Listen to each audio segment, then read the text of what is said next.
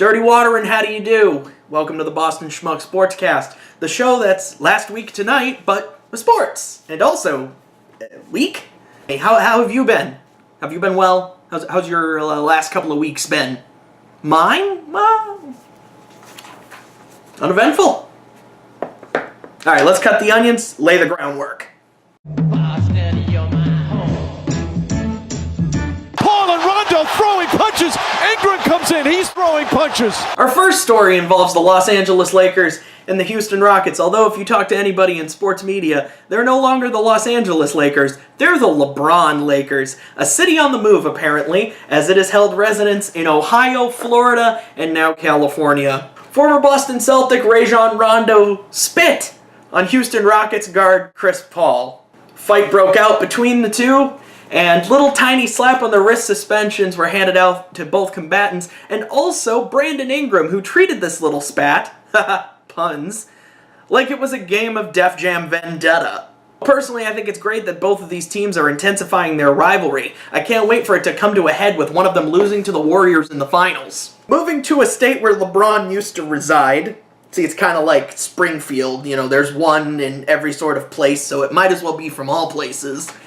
Cleveland, Ohio, it was a great time to be a coach. The Cleveland Browns have fired head coach Hugh Jackson as well as offensive coordinator Todd Haley after the team's best start in years. Owner Jimmy Haslam said, "I don't want any more discord." Now, I can appreciate that, but from my experience, it's better than Skype, and Google Hangouts is gone. But if you really are dead set on no more discord, firing the two most frequent voices in your rookie quarterback's ears, I'd say would be a bad idea. But then again, I didn't purchase the Cleveland Browns. I've just made better life decisions. Also, the Cleveland Cavaliers have fired head coach Ty Lue after the team's worst start in a very long time, and also no longer having LeBron, which is, of course, his fault. And just to round things out, the Cleveland Indians have fired Chief Wahoo. Yeah, good riddance. I don't know if Cleveland has any other sports teams to speak of, but if they do, they're fired too. A hop, skip, and a jump across the pond to London, the real London, not the crappy one they've got in Ontario. The Jacksonville Jaguars continued their hilarious downward spiral, complete with bad quarterback play, team infighting, and inability to stop any opponent no matter which continent they go to. 4 of the team's defensive backs went to a pub to buy fish and chips, or whatever the hell you do in London. Keep the tea dry, I suppose. And they racked up a $50,000 bar tab that they refused to pay. For more on this story, we go to our senior European correspondent, Dom.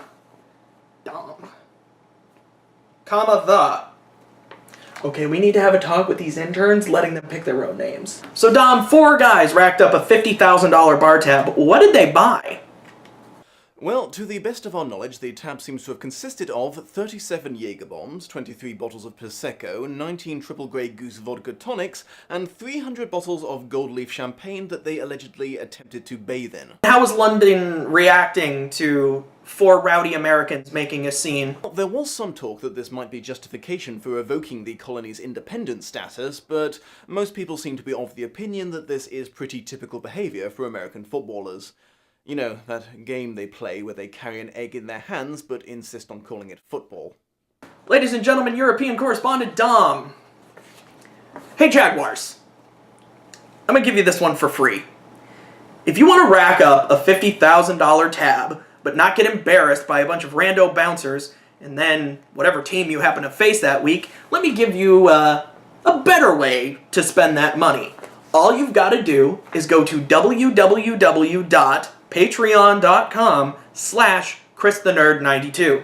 Click on the Become a Patron button, and you'll get all sorts of perks. And everyone else should do that too.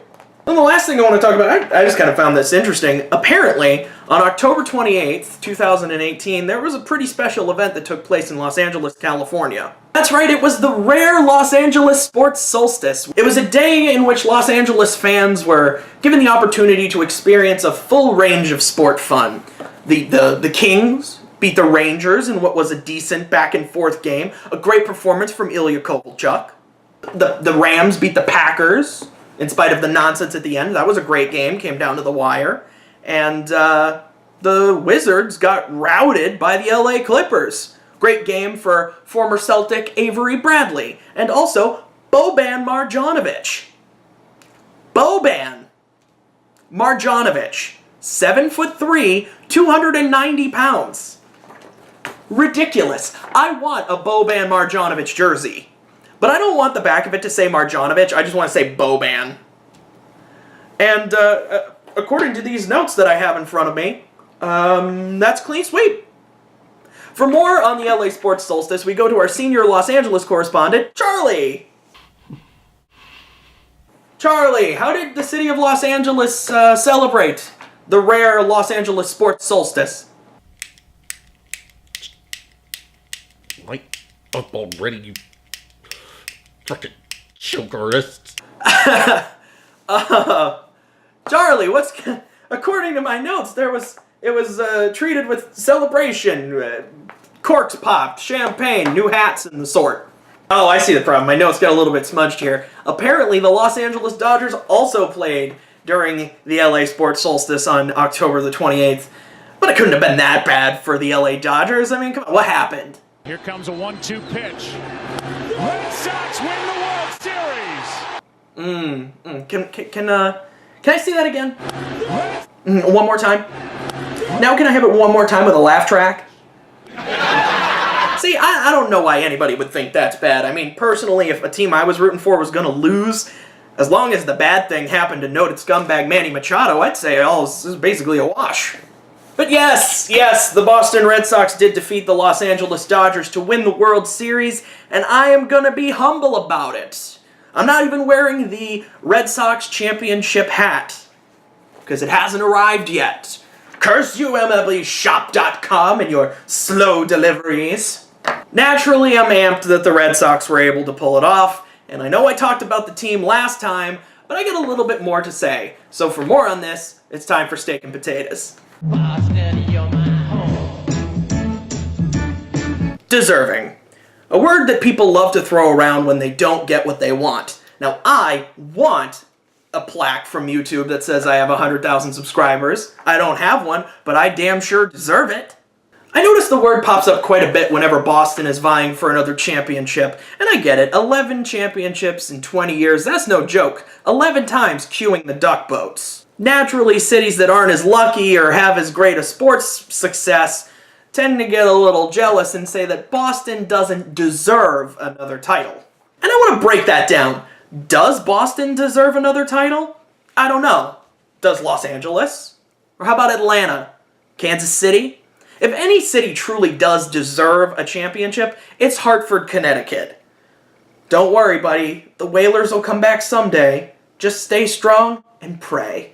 No city truly deserves a sports title because ultimately it doesn't matter. There's nothing special about Boston specifically. It's an overcrowded topographical mess where the main body of water is so polluted that you could ruin an entire ecosystem if you kick up the sediment on the bottom. So why do Boston franchises keep winning? Well, that's actually where the overcrowded aspect becomes an advantage. You see, a lot of sports-crazy people live in Boston, and as such, all four of the teams have massive markets there. And because of that, those teams can afford to pay for the best management. Danny Ainge, Brad Stevens, Bill Belichick, Alex Cora, Dave Dombrowski, take your pick. Another advantage that you might not think is an advantage, but it really is aggression. And I'm not saying that to make it sound like Boston is some cool place because everybody's aggressive. No. Just think about it from this aspect. Boston, from practically every angle, is an aggressive place. Business, traffic, sports. The people there are demanding. Some might say entitled. And the media is also demanding. They demand the absolute best from all four of the teams. They're under constant pressure to put on an entertaining product, but also one that breeds success. If you're from the area, how often do you hear about the Boston Cannons? Have they won a championship yet? Only one? Step it up, Sean Quirk. His quirk must be not being very good at lacrosse. Now, we can set aside the fact that it is a major loser comment to say that a city doesn't deserve a sports title, but it doesn't matter. It's completely irrelevant, because the city didn't do anything to win that championship. They just booed and screamed at certain points. They didn't put in the work. They didn't watch hours of film. They didn't prepare. They didn't put their bodies on the line. Oh, some of the players might say, Boston, this one's for you. That's a nice sentiment, but come on. Boston might be able to brag for the team, but nothing's really going to change. Nothing's going to be improved. Traffic isn't going to get better. Infrastructure isn't going to improve. The city isn't going to smell any less like hot dog water. If anything that is going to change is going to be the ticket prices. They're going to go up. The beer prices are going to go up. Food prices are going to go up. Everything is going to go up. What's the actual change that the city's going to be able to say? Well, a couple thousand of us got to take a day off of work because we went to a parade. The real benefactors of the Red Sox World Series win is the Red Sox. Which brings me to the Boston Red Sox. That team deserved to win. No questions asked, nothing about it. Every sports pundit worth their salt said that the bullpen wasn't going to be able to get it done. Outside of Chris Sale, they didn't have any pitching. If JD and Mookie weren't hitting, the team was screwed. And who are the heroes of the entire postseason run? ALCS MVP Jackie Bradley Jr. batting ninth. Steve Pearce, a journeyman who's been with every single team in the AL East and the MVP of the World Series. And Nathan Eovaldi, the pitcher that lost the 7.5-hour, 18-inning game. Did those guys deserve to win? There was never, let's be honest, let's look back at I know hindsight's 20/20, but we can look back on this Red Sox team and say there was never any question about them. They were the best team for the entire year. They had more wins than anybody else. They blew the brakes off the Yankees and the Astros, just completely ran right through them in gentleman sweeps. And then, the only time they legitimately got punched in the mouth at any point in the postseason, they came right back and landed a knockout blow to what was supposedly the best team in the National League. A team who, I'll remind you, could not stop making excuses after every single loss. Lose game one, the fans here are too close. Lose game two, it's too cold. Lose game four, there was a miscommunication with our pitcher. He was supposed to stay in because he was on a roll, but we accidentally took him out. And what about game four when they lost that one and subsequently the entire World Series? Our generational pitcher had an off night. Come on. And what did the Red Sox say after their one loss in the World Series? Or hell, what did the Red Sox say after any loss they had in the postseason? Nothing. They said nothing. They kept quiet. They never allowed the moment to be too big for them, and adversity drove them. That is why the Boston Red Sox, the 2018 Boston Red Sox, not the city of Boston, the Red Sox deserved to win the title. So thank you for joining me. That is all the stories I have according to these blank pieces of paper I've been collating the entire time. I want to thank my good friends Charlie and Dom for giving me cameos on short notice. I'll be posting links to all of their social media business in the description, and I highly recommend you give them follows and donations as is required of fans these days. And also you can do the same thing for me. Links for that will be in the description as well. And hopefully next time there will be more sports to talk about. And more sports is better. I don't know what we're going to talk about next time because I feel as though saying any sort of prediction would be a complete waste of time. Because anything can happen in the wonderful world of sports, and I'll be here to talk about it. So, until next time, this is Chris the Nerd, shipping up and shipping out.